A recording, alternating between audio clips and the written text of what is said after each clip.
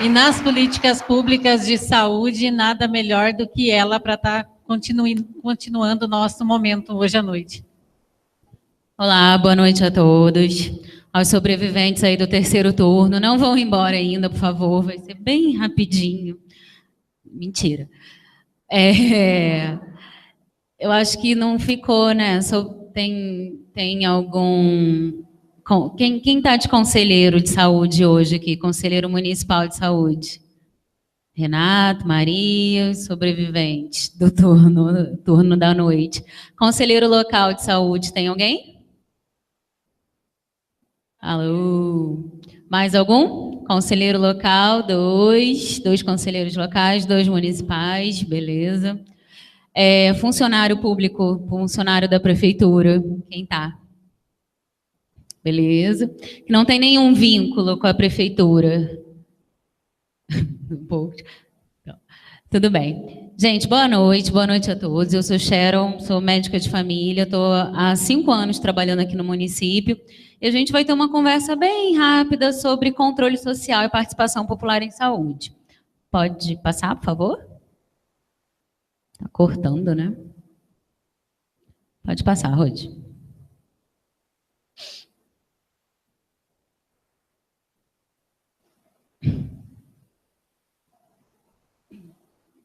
Então, antes da gente começar um pouquinho, seria legal a gente tentar entender o que é saúde. A ideia era a gente tentar puxar um pouco de vocês o conceito, vai ficar um pouco difícil aqui pelo espaço, né? Mas assim, se vocês pudessem falar, o pessoal aqui da frente, que sempre sofre quem está na frente, o que é saúde para vocês? O que a gente precisa para ter saúde? Vê se você consegue descortar aí. O que vocês acham? Saneamento é importante. O que mais? O que mais seria importante? O pessoal pode falar aí, todo mundo. Bem-estar, né? Se sentir bem, isso é importante. O que mais? O que vocês acham? Para a gente ter saúde, o que é importante? Oi? Uma boa alimentação, essas coisas todas são importantes. Pode passar? Não está indo. Será que esse é o do pendrive? Pode passar de novo. Então, gente, a gente precisa de um monte de coisa para ter saúde. Muito mais do que a alimentação adequada, que é importante. A gente precisa do ambiente adequado, a gente precisa de situação de emprego adequado, lazer adequado, estar em paz, né? Uma cultura de paz, isso é importante. Religião, de uma certa forma, para quem precisa, é importante. O ambiente que a gente vive é importante. Então, a saúde não é só mais a ausência de doença. Antigamente tinha muito esse conceito, né? Que ter saúde era não estar doente. Mas hoje a gente já percebeu o quê? Que precisa de mais um monte de coisa para a gente ter saúde. Pode passar? E isso a gente chama, volta, né? Teve uma conferência uma vez lá em Ottawa, 1986, antes da gente ter a Constituição aqui, antes da gente ter o SUS formado, que falava que tinha alguns pré-requisitos para que uma população possa ser saudável, né? A gente tem que ter paz, tem que ter uma cultura de paz, uma habitação adequada. Eu achei isso interessante, que Ottawa é no Canadá, aí fala de conforto térmico adequado, porque lá é muito frio. Mas isso se aplica aqui ao Mato Grosso também, que é muito quente. Então, nem toda casa, né, no Mato Grosso, por exemplo, dá para a gente dizer que está com conforto térmico adequado. A educação, pelo menos, é fundamental para toda a população. A alimentação, né, para o crescimento e desenvolvimento das crianças, necessária para você ter reposição da força de trabalho. Renda decorrente da inserção no mercado de trabalho, um ecossistema saudável, preservado e não poluído de preferência, justiça social e equidade, garantindo os direitos fundamentais. Lindo, né? Muito bonito, muito legal. Mas será que é fácil a gente colocar isso em prática? Isso aqui é o basicão. É o basicão que todo o governo deveria poder possibilitar para que as pessoas conseguissem ter saúde, né? Todo mundo tem isso. Hoje a gente tem um ecossistema saudável, preservado, não poluído, né? A gente tem justiça social e equidade para todo mundo tem habitação adequada. É engraçado que quando se fala o sonho da casa própria, é como se a casa própria tivesse que ser um sonho e não uma realidade para todo mundo. É como se não fosse um direito todo mundo ter direito a uma moradia. É um sonho, uma coisa inatingível. Pode passar? Você. Então, essas são algumas coisas básicas. Então, se a gente parar e pensar um pouquinho, a gente tem aquela música do Titãs, né? A gente não quer só comida, a gente quer comida, diversão e arte. O que seria comida? Seria o básico para a gente sobreviver. A gente acorda, precisa o quê? Precisa de água, precisa de alimento para sustentar esse corpo. Mas será que só isso é o suficiente? Né? Será que se não tiver diversão, a gente vai conseguir ficar bem? Será que a gente não tiver um pouco de arte, não tiver um pouco de cultura, não tiver um pouco além do aspecto físico do nosso corpo, vai ser o suficiente? Provavelmente não. Né? Então, promover saúde, gente, vai muito além de prevenir doença. Uma coisa que a gente, na saúde, consegue fazer muito é prevenção. Né? Campanha de vacina a gente consegue, foco da dengue, às vezes consegue, vacinação, câncer de colo de útero, câncer de próstata. A gente está muito bem consolidado essa questão da importância da prevenção em saúde. Mas promoção em saúde a gente ainda não está conseguindo. O que seria a promoção em saúde? Seria a gente ensinar a população a se cuidar. Ensinar a população a lutar pelos seus direitos. Isso aqui hoje, né, nada mais é do que quase um marco na promoção à saúde. A gente está aqui mostrando para vocês quais são as ferramentas que existem para a gente poder o quê? Começar a pensar em promover saúde. Aí eles chamam isso de uma outra coisa, empoderamento, né? Tem até um termo, agora o empoderamento está sendo usado para um monte de coisa. Mas ele foi cunhado inicialmente como empowerment, que é você ensinar a pessoa...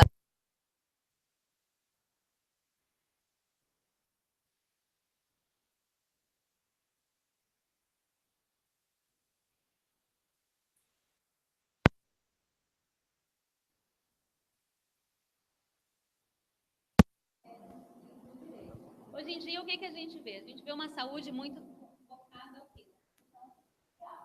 Né? O paciente tem um problema, ele vai lá e quer toda a solução do Estado. E fica aqui... Oi, só falta a imagem agora. E a gente quer que o Estado resolva todos os nossos problemas. E, às vezes, você, por exemplo, atende uma mãe, eu quero uma vitamina porque meu filho não come. Vamos tentar entender por que seu filho não está comendo? Será que uma vitamina ela vai substituir um prato de arroz, feijão, legumes, salada, carne, coisa e tal? Não vai. Então, a gente acaba, assim, querendo soluções rápidas, imediatas para tudo, né? E esquecendo que algumas coisas dependem da gente. Né? Eu falo, se a gente está tendo que fazer muita campanha, tem alguma coisa errada. Campanha para preventivo, campanha para não sei o quê, campanha para atualizar o cartão. É porque a gente não está conseguindo fazer a população entender que ela tem que se corresponsabilizar pela saúde dela. Então, a gente não tem que ficar catando a pessoa o tempo todo para vir procurar o serviço. Ela teria que entender esse momento. Isso seria importante. Nem sei qual é o próximo. Não está aparecendo ali. O que aconteceu? Tá. Tá pegando no tranco. Então, se vocês tentarem entender, aquilo ali parece uma coisa simples, aquela figura, ou é uma coisa meio complicada? Parece bem complicado, né? O que a gente queria ali? Promover, tá cortadinho, mas assim, no final tá escrito o quê? Proteção integral. Então, vamos supor que a gente quer, para um sujeito, ter proteção integral. Conseguir fazer tudo aquilo lá que a Carta de Ottawa, ela tá preconizando. Né? Justiça, moradia, equidade, coisa e tal. Como é que a gente faz para isso tudo funcionar? É o que eu falo, tá tudo junto e misturado, a coisa toda tem que andar. Tá? Conselho de Saúde está ali, Secretaria de Saúde está ali, Ministério Público está presente, Associação de Moradores, Defensoria, Conselho Tutelar. Olha como é complicado para a máquina, para a gente ter proteção integral ao sujeito, como é complicado botar tudo para andar. Aí vamos supor que uma coisa emperre, sei lá, a educação está emperrada, vai parar a máquina toda. faltou óleo. Tem aquele pointerzinho, não, né? Faltou óleo. O que é a energia? Recursos, né? Ali onde está a tomadinha. Então, faltou o quê? Grana. Sem grana não se faz nada. Então, você pode ter todo aquele maquinário funcionando. Acabou o recurso, gente, parou tudo. Desligou a máquina, tá? Qual é o óleo que está fazendo aquela máquina andar e não emperrar, né? Ver os profissionais de saúde, compromisso, né, com o cuidado, compromisso, sistemas de garantias de direitos. Então, é muito difícil a gente fazer aquela máquina andar. Não é uma coisa fácil, tá? Pode parecer, mas não é. Pode passar? Pode passar mais uma. E aí a gente cai nessa coisa do SUS, né? Que foi falado, o SUS, o Sistema Único de Saúde, o que será que é isso? Pode passar. Seria legal a gente tentar entender um pouquinho a história. Eu fiz um recorte desde mais ou menos a década de 70, que é quando a gente tinha o quê? A assistência à saúde vinculada a uma carteira de trabalho. Então, por exemplo, quem trabalhava tinha os seus institutos de saúde. Então, eu lembro que meu avô era ferroviário, tinha o Instituto dos Ferroviários, ele tinha acesso ao hospital tal. A minha mãe era funcionária do Estado, então ela tinha direito ao IASERJ, que era um hospital do Rio. E quem não tinha? Não tinha desempregado, será, nessa época? Todo mundo tinha carteira assinada? E quem não tinha, como é que ficava? Ficava à mercê das casas de caridade. Quando tinha algum problema, ia na Santa Casa ou nesses hospitais Amparo. Hoje a gente ainda tem algumas dessas estruturas. E aí ficava aquela coisa muito assim, voltada para quando a pessoa tinha um problema. Eu só vou ter direito a um acesso à saúde se eu tiver algum problema, eu procuro lá tal casa de caridade. Era muito assim, a pessoa procurava o serviço. E aí foi se vendo que a saúde ela deveria ser um direito de todo mundo, né? Com carteira, sem carteira, com caixa de apoio, pagando INSS, não pagando. Hoje a ideia parece muito absurda. Tem que estar trabalhando para poder ter direito à saúde, né? Mas assim, há 20 anos atrás, 30 anos, hoje o SUS vai fazer 30 anos, não era nada absurdo. Era muito comum as pessoas acharem, precisou, procura uma casa, uma Santa Casa e dá seu jeito. Eu lembro que a minha mãe falava isso para mim. Antes do SUS, o IASERJ funcionava muito bem, agora não está funcionando. Funcionava bem, mas só uma parcela teria direito àquilo. Né? O que será que é melhor? Uma coisa funcionando mais ou menos para todo mundo ou uma coisa funcionando muito bem para um grupo mais restrito? É o que a gente pensa, se você estiver no meio do grupo, né? E aí veio a Constituição Federal colocando o quê? Que a saúde ela tem que ser direito de todos e o dever do Estado, garantido mediante políticas públicas e econômicas que visem a redução da doença e outros agravos, tá? Então, gente, isso está na Constituição. O problema é que agora, até a ouvidora geral falou, o pessoal está querendo rasgar a Constituição, está querendo mudar a Constituição, relativizando a importância do SUS. Então, ou se refaz toda a Constituição, tá? Ou e a Constituição ela foi pensada, ela foi trabalhada, ela foi votada, né? E decidiu-se que a saúde deveria ser um direito de todos. Pode passar? E o SUS ele tem alguns princípios, né, que são lindos. Então, beleza, está na Constituição, tem que ter um sistema único de saúde para todo mundo. E agora, como é que a gente vai fazer isso funcionar? Tem que ser um sistema que todo mundo possa ter direito, tem que ser universal. Pisou em território nacional, passou mal, você tem direito a ser atendido em qualquer lugar que seja do SUS. Ótimo, lindo.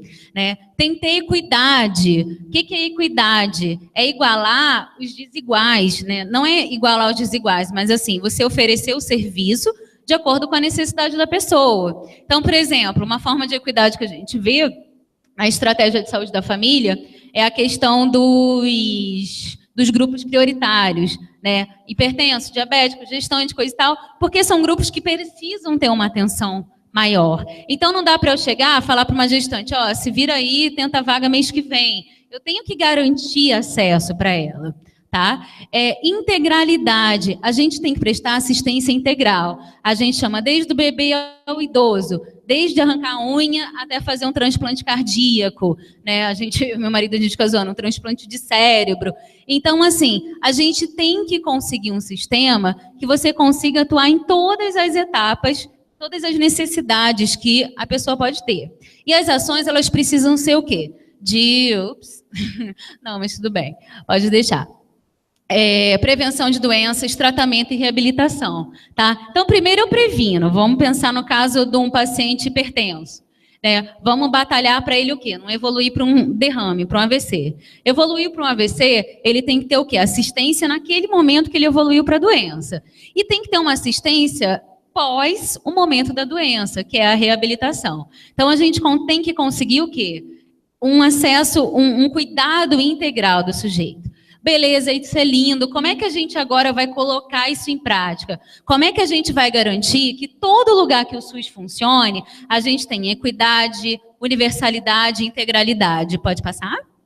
A gente vai o quê? Para os princípios operacionais. É como a gente vai colocar esse negócio para funcionar, tá? Então, tem que ter o quê? Hierarquização e regionalização. Dá para eu garantir que, por exemplo, o Mato Grosso, que é um estado enorme, no Rio as coisas eram muito fáceis, o Rio é miudinho, mas o Mato Grosso que é um estado enorme, dá para eu garantir que cada cidade do Mato Grosso eu vou fazer transplante de órgãos, por exemplo? Não, não dá. Dá para eu garantir que cada cidade do Mato Grosso eu vou ter que ter uma unidade de diálise? Não, não dá. Mas a gente pode o quê? Tentar regionalizar. Para isso estar perto. E dá para eu pegar uma pessoa que está lá em Counilza, que eu acho que é um dos lugares mais longe daqui que eu lembro, né, que está quase 700, 800 quilômetros de Cuiabá, botar ela para vir fazer hemodiálise 3 vezes por semana? Não tem condição. Então, a gente tem que o quê? Regionalizar a saúde para tentar atender da melhor forma possível a população. Descentralizar. Vamos jogar tudo que for possível para os municípios. Vamos deixar o cuidado o quê? Perto da população que está usando. Quem mais entende do que a gente precisa de necessidade em saúde? Por exemplo, quem está aqui no município de Primavera do Leste ou quem está lá em Brasília deliberando o que tem que ser feito? Quem está aqui. Quem está aqui entende as necessidades daqui. E o principal, que seria o foco de hoje, que é a participação popular. A participação popular, gente, ela está prevista em lei, tá? Ela tem que acontecer.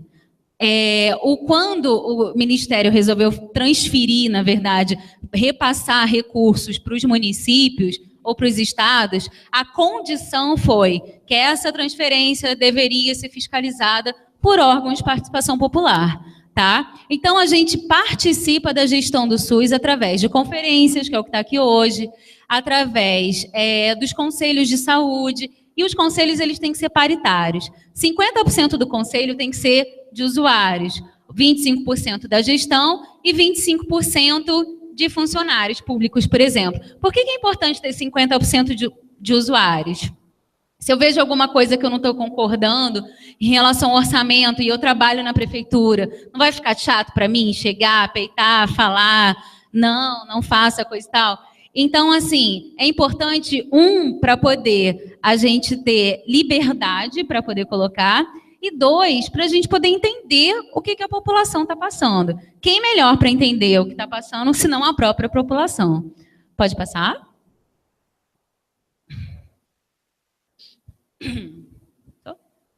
Então, por exemplo, aqui, como é a regionalização, a nossa regional em saúde, são 16 cidades aqui na regional do Mato Grosso. Então, é complexo a gente promover a saúde, às vezes, no Mato Grosso, pelo tamanho. Pode passar?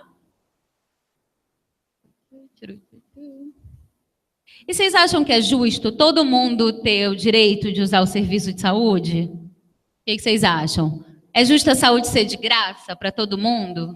É justo o Brasil fazer esse negócio aí de querer dar saúde para todo mundo que pisa aqui? Parece justo para vocês? O mendigo que não paga imposto, ou alguém que não paga imposto de renda como eu pago, usufruir dos mesmos serviços que eu? É justo isso? Todo mundo concorda. Mas não, a gente nunca acha que é justo, né? No fundo, eu já ouvi muito médico falando isso. A paciente diz que paga meu salário, mas não ganha nem tanto, não paga imposto. Gente, não paga imposto de renda só, mas tem imposto em tudo. Até na bala que você come, até no chiclete tem imposto embutido. E esses impostos, eles são, sim, voltados para a política. E aí eu coloquei, olha, desculpa, ele pode não pagar imposto de renda, mas ele paga imposto sobre tudo e ele, infelizmente, paga o seu salário, sim. Né? Ele, eu, todo mundo que paga imposto, e o imposto está sobre tudo, está, sim, financiando um pouco o SUS. Né? E é só no Brasil que é assim? Não, pode passar. Por exemplo, hoje a gente tem mais ou menos 6 países com acesso universal em saúde. Tem outros países que fazem uma coisa mista, né? Deixa alguns planos para grupos prioritários. Os Estados Unidos faz isso, né? Para idosos, para a população carente, coisa e tal, eles deixam um planinho de saúde específico, né? Mas, por exemplo, a França, ela já foi eleita o melhor sistema de saúde público do mundo. E o que acontece? A França, ela investe mais ou menos 15% do PIB, do Produto Interno Bruto dela, em saúde. 78% disso é financiado pelo Estado. Né? Reino Unido, 16%, Suécia, 19%, Canadá, 18%, Austrália, e o Brasil, 6%. Tem alguma coisa errada. Né? E quando você pega desses 6% investidos em saúde, na verdade, a população está pagando quase metade disso. É quando você quer fazer uma cirurgia, mas o exame demora, e você vai lá e paga do seu bolso. É quando você quer, a receita tem 7 remédios, você só consegue 2 ou 3. A gente vai lá e paga do nosso bolso. Então, na verdade, o Estado, ele não está... O Estado, na verdade, o Brasil, ele não está... contribuindo com nem 3,7% nem 4% do PIB. Vai dar para ter um sistema que funcione com uma contribuição tão baixa? Não vai dar. Tá? Nos países onde isso está funcionando, olha que Canadá tem filas de espera, coisa e tal. Nos países onde isso está funcionando mais ou menos, o governo está investindo quase 15% a 20%. E a gente não está investindo nem 4%. Então, onde é que isso tem que começar? Então, não é o SUS que está ruim. Tá? O modelo é perfeito, o investimento está baixo. O pessoal fala, o cobertor está muito curtinho para cobrir muita gente.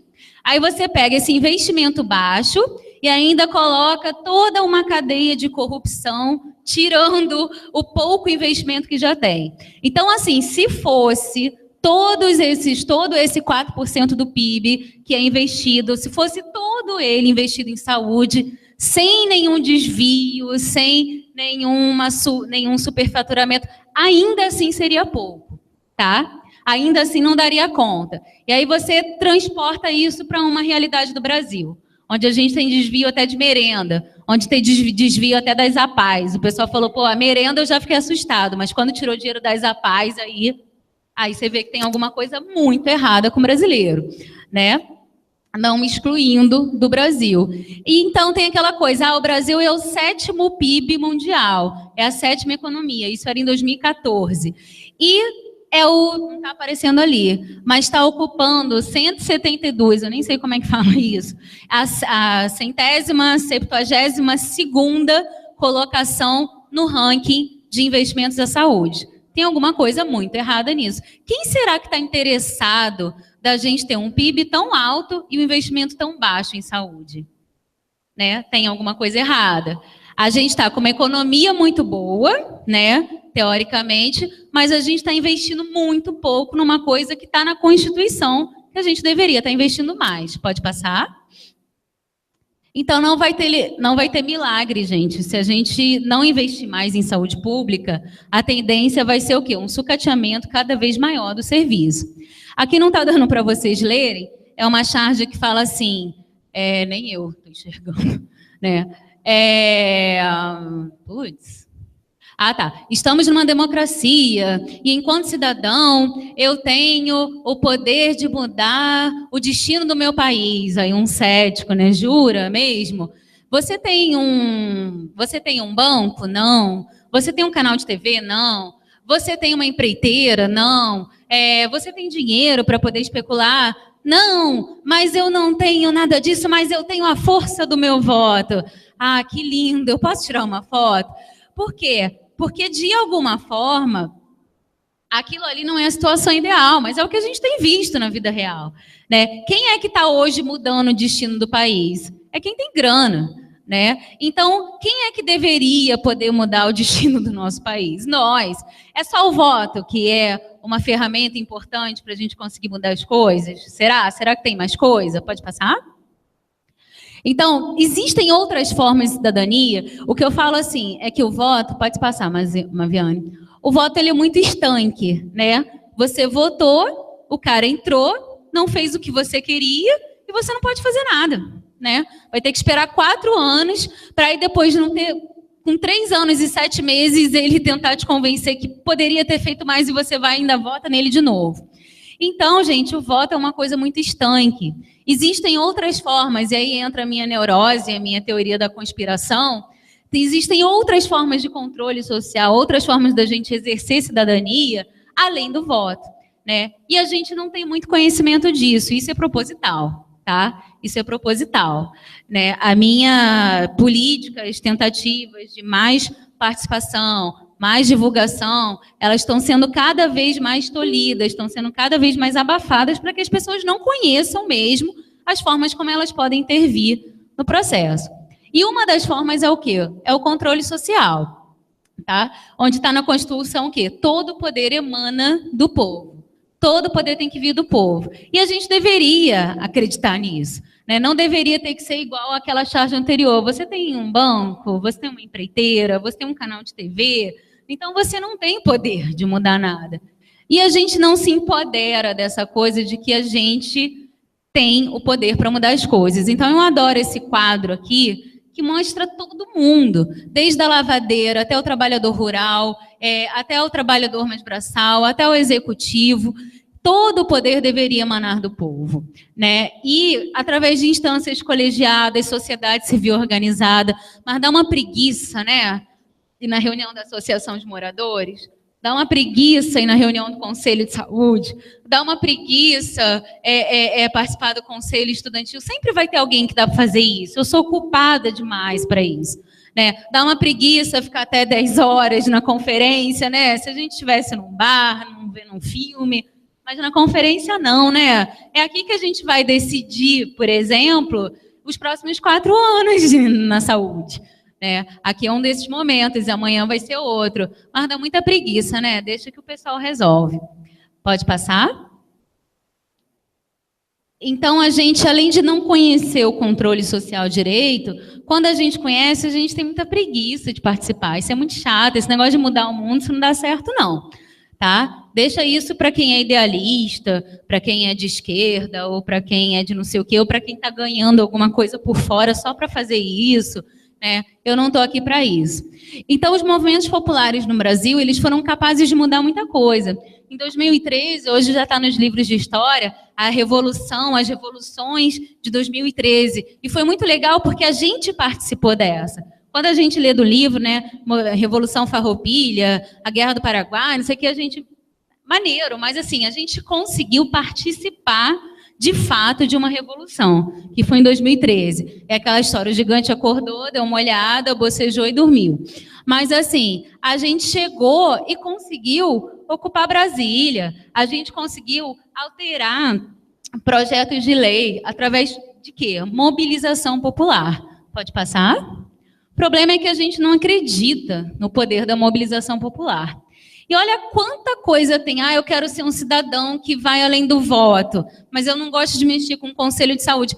Tem conselho para dar e vender, tá? Tudo isso aqui, ó, quase tudo que tem transferência de verba, eles pedem para ter um órgão fiscalizando. Porque a gente tem essa coisa assim de Brasil tupiniquim, às vezes, como a gente teve essa coisa de ser escravocrata, de que assim, o senhorzinho sempre tem razão. Então, já aconteceu, eu como conselheira de saúde, pedi, eu queria o plano, o PPA, eu queria o relatório, eu queria o orçamento, coisa e tal. Está duvidando da minha palavra, né? Logo eu, homem íntegro. E não, eu falei, não, senhor, eu não te conheço, né, para saber se você tem palavra ou não, mas assim, eu como conselheira, eu preciso disso, disso, né? Então, político tem nenhum gestor, gente, vai gostar de conselho, tá? É você estar ali metendo o bedelho no que, teoricamente, ele teria que estar fazendo. Mas esse é o objetivo. Dá para a gente confiar hoje que todo político vai chegar e gerir muito bem, com muita clareza, considerando toda a necessidade da população no processo. Vocês assinam embaixo? Vocês botam a mão no fogo? Eu não boto. Tá? Então, se não tiver órgão de controle, não vai rolar, não vai funcionar. E tem um monte, ó. Tem de segurança pública, tem de segurança alimentar e nutricional, tem de alimentação escolar, tem de assistência social, tem Grêmio Estudantil. Acho que aqui não tem mais aluno de segundo grau, né? Mas eu fui presidente do Grêmio. Na escola que eu estudei, era como se fosse um IFMT, né? Na época era Cefet, não, ETFEC, mais velho ainda. Então, fui presidente de Grêmio. Você foi também?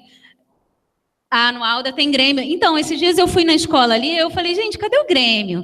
Né? Eu, quando era do Grêmio, a gente fazia um rebuliço, fazia um monte de coisa, e o pessoal não está conseguindo se organizar, sendo estudante ainda. Então, tem Grêmio, tem DCE nas faculdades, diretório acadêmico. Eu lembro que no segundo grau tinha um professor de física que ele era muito ruim, e era uma escola pública. E a gente tirou, eu até falo, a Selma tá aí? Né, escondido.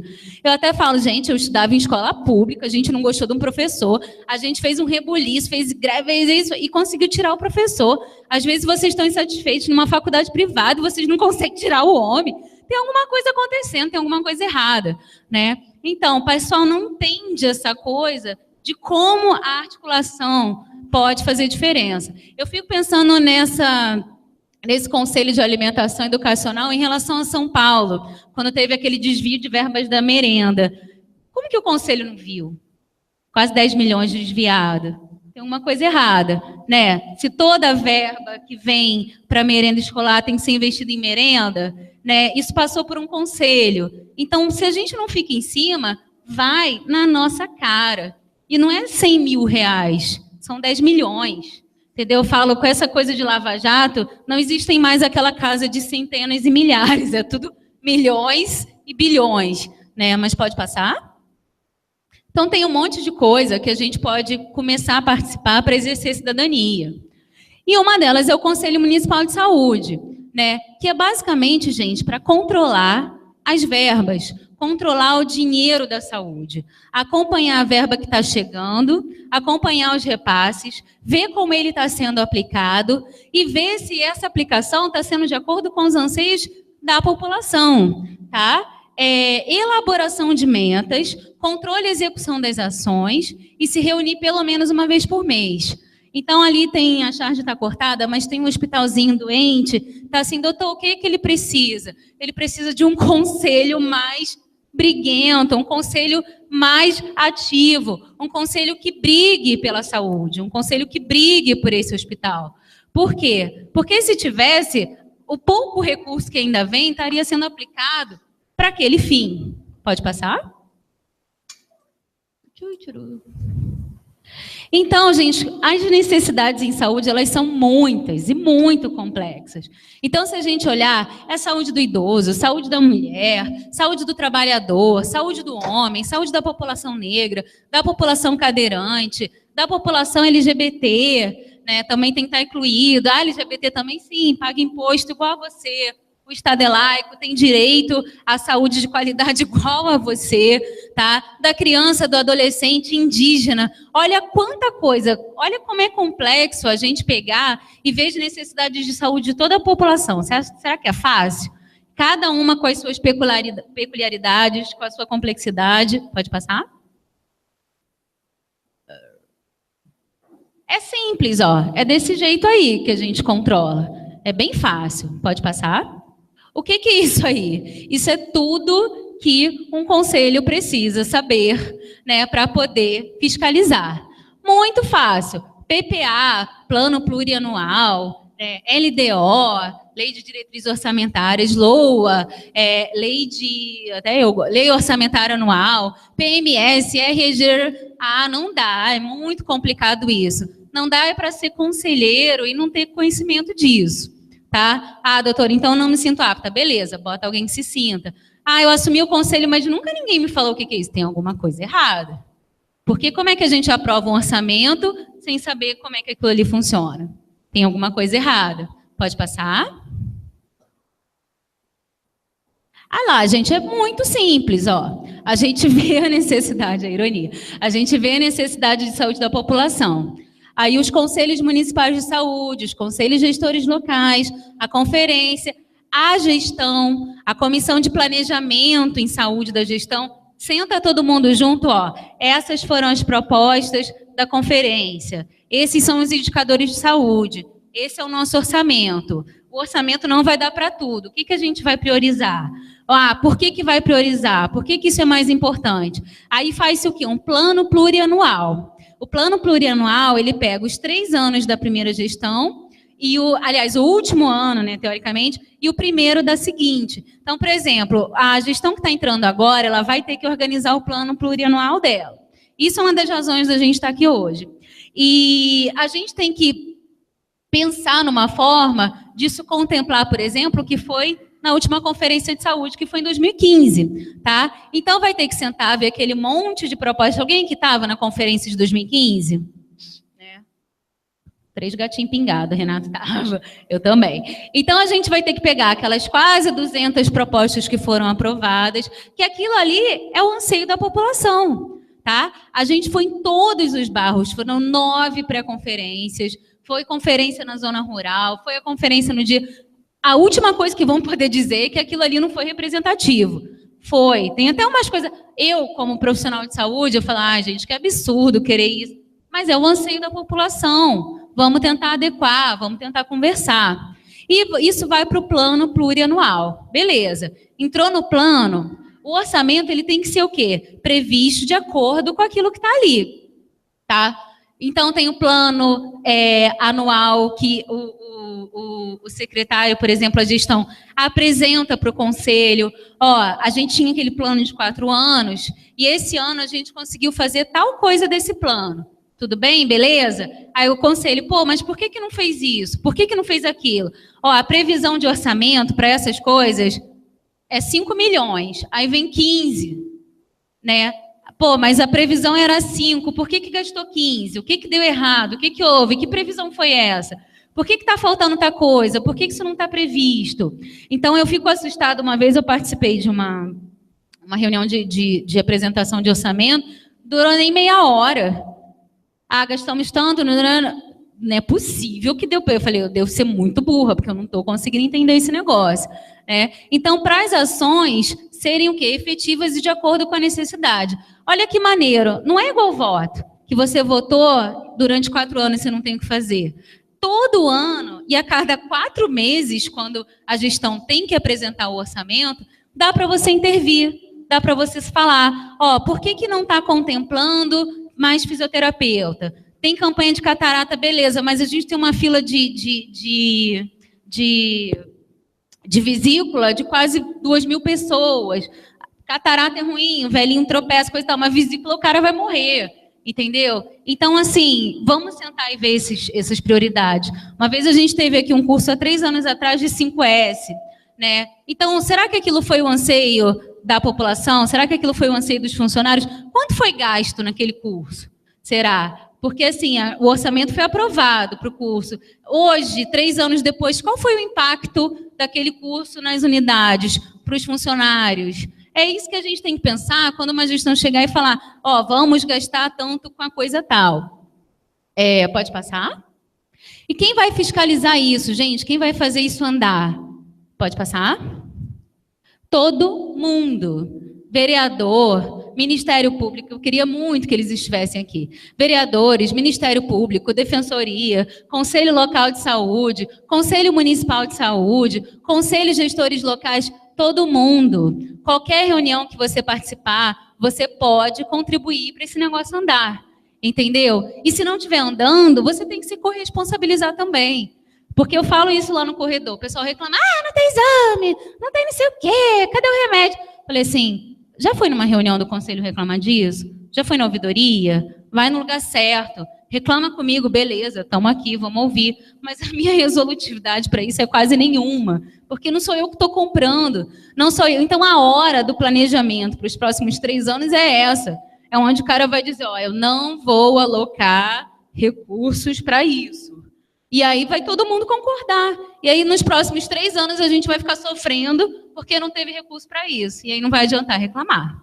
Pode passar? Isso aqui não vai dar para falar. Era o mais importante que a Maviane queria, era o momento que a gente queria que os vereadores tivessem, era o momento que a gente queria que o secretário tivesse, que foram algumas propostas que foram aprovadas na última conferência. Tem proposta, gente, para todos os níveis. Então, isso aqui, muita coisa já foi atualizada. Por exemplo, agora eu já tenho 2 máquinas de raio-x, já está melhor. Agora já tem 3 profissionais atendendo na UPA. Mas, assim, algumas coisas gritaram muito na última conferência. A questão... Pode falar? Vamos tentar. Pois é, se eles estiverem aqui, né? Reuniões, por exemplo, teve muita coisa para o Conselho de Saúde também, que o pessoal queria, exigiu.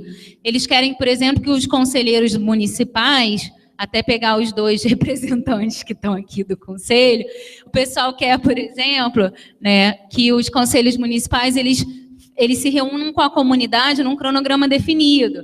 Eles querem incentivar os usuários a buscar ouvidoria e a participar através de mídia impressa, coisa e tal. A Secretaria de Saúde, por exemplo, eles querem que melhore o acolhimento. Então, nesse orçamento, nesse plano plurianual, vai ter que se pensar em alguma forma de treinar a humanização e acolhimento em saúde.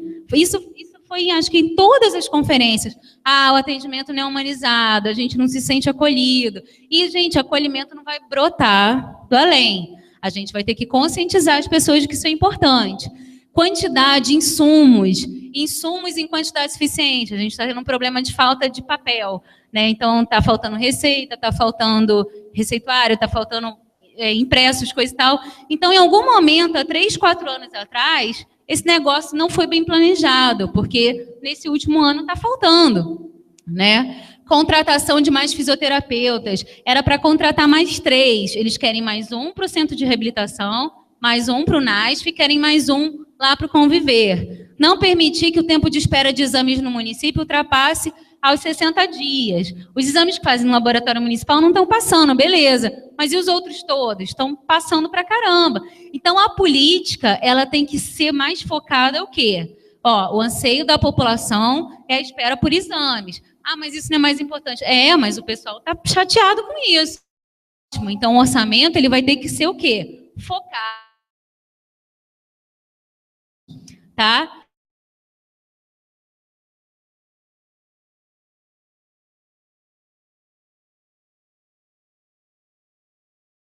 Pode passar?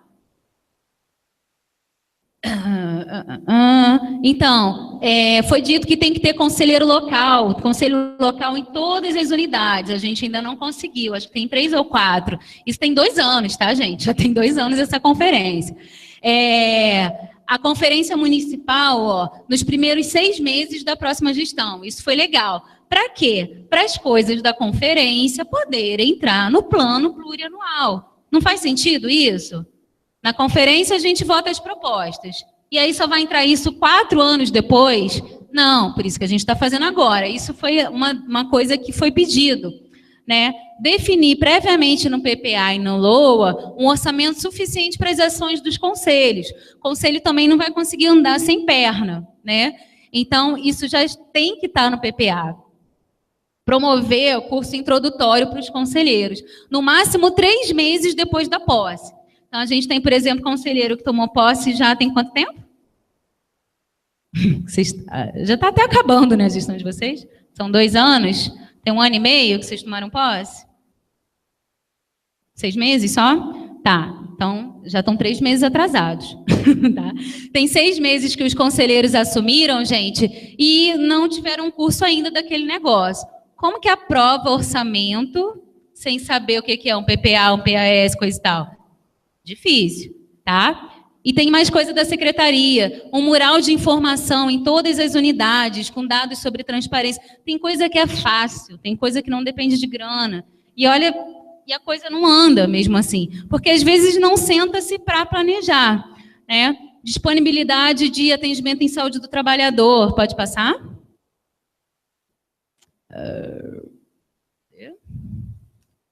Um relatório da ouvidoria disponível a cada 4 meses, né, para as unidades de saúde também. Estimular os legislativos, o judiciário e o executivo a participarem das reuniões, pelo menos convidando, né? Que os conselhos locais estejam presentes com direito à voz e voto nos conselhos municipais. Essa é uma coisa que os conselhos locais ainda não têm. Que fique claro quem são os conselheiros, que setor eles representam, qual é a frequência dos mesmos nas reuniões ordinárias, porque a população, quando a gente foi nas conferências, o pessoal não sabia, né? A população não conhece o seu conselho e nem os seus conselheiros. Na Secretaria Municipal de Saúde, 3 meses para que o mural da transparência tenha sido aprovado pelo conselho. Prestação de contas dos gastos a cada quadrimestre nas reuniões do Conselho e um relatório enviado para os conselhos locais. Tudo isso foi aprovado. Tudo isso precisa, teoricamente, entrar no PPA. Pode passar. Retirar das UBSs a dispensação dos remédios e investir nas farmácias distritais. Funcionou por um tempo, agora já parou de funcionar de novo. Tem mais um monte de coisa. Vamos passar? Que horas são? Não sei. Já deu 10 horas? Pode passar. Vamos acabar. Pode passar. Tem mais um monte de coisa, tá? Pode passar. Aqui, para a apresentação, eu já selecionei as mais. Não está dando para vocês verem aqui, mas nessa charge de cá, passa uma mulher de shortinho, todo mundo grita, puta, não sei o quê. Aí passa um PM prendendo um bandidinho, mata, esquarteja, não sei o quê. Aí passa um político roubando e a gente está preocupado com o Facebook, a gente está preocupado com o futebol, a gente está preocupado com não sei o quê. Por quê? Porque está vendo e a gente não está fazendo nada, né? Às vezes eu estou no Facebook e não é possível que a gente esteja na Lava Jato mesmo, não é possível que esteja acontecendo isso tudo. E tem gente no Facebook preocupada se o marido... É você que olhou para o meu marido, você que quer destruir a minha família, você que está não sei o quê, eu estou te vendo, coisa e tal... Não, tem muita coisa importante acontecendo no mundo para a gente estar preocupado.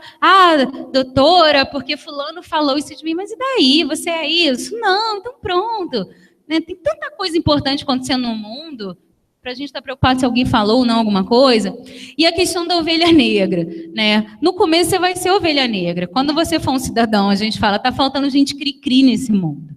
Está faltando gente mala. Tem até aquele meme, né, que o pessoal abre a roda e lá vem fulano, né? Lá vem fulano encher o saco. Tá faltando gente cri-cri, tá faltando gente mala nesse mundo. Porque vai começar você sendo um cara mala. Lá vem a ouvidora reclamar do povo. Deve ouvir muito isso. Eu já ouvi muito isso. Lá vem a doutora surtada que vai pedir coisa, né? Que já vai começar a pedir troço. Então, no começo, você vai ser ovelha negra, você vai ser ovelha chata, você vai ser o cara mala, o louco, o psicopata, sei lá o quê. Mas depois você vai começando a pintar o povo de negro também. Até chegar num ponto que tenha mais gente cri-cri, chata. Até chegar num ponto que vai ter tanta gente cri-cri que não vai ser nem necessário você ser tão cri-cri assim. Entendeu? E ali é aquela coisa, quando é que a gente vai entender que quem está no poder é a gente? Por que está tão difícil a gente entender isso? Nessa última charge. É só a gente sair da gangorra que o cara cai.